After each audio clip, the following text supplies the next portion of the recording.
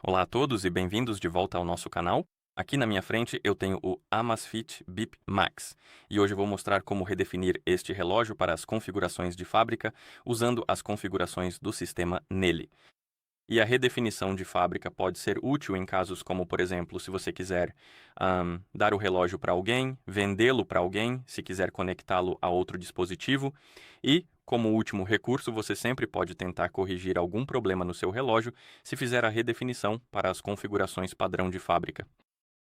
Eu digo como último recurso porque isso vai remover todos os seus dados e configurações do seu relógio. Então você vai perder algumas coisas quando fizer a redefinição de fábrica do dispositivo, certo? E claro, eu vou mostrar como fazer isso, então vamos começar.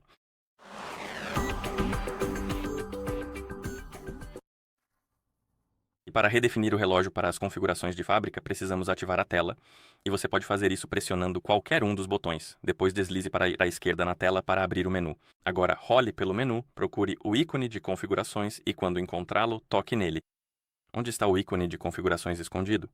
Em algum lugar por aqui. E aqui está ele, certo? Vamos tocar no ícone de configurações. Nas configurações, precisamos encontrar a opção chamada Sistema e selecioná-la.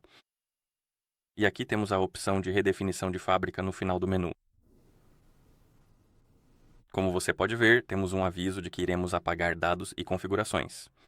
Você pode manter alguns dados como músicas locais, mapas, aplicativos da loja de apps e coisas assim marcando as caixas.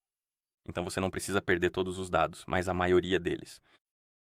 Certo. E então você pode tocar em confirmar para confirmar e iniciar o processo de redefinição. E logo depois que você terminar todo esse procedimento, você verá a lista completa de idiomas disponíveis aparecendo na tela exatamente assim. E é exatamente dessa maneira simples que você faz a redefinição completa de fábrica deste relógio inteligente, utilizando apenas as configurações padrão do próprio sistema. Se você achou este vídeo útil, por favor, considere se inscrever no nosso canal e deixar um like no vídeo. Obrigado por assistir e até o próximo vídeo.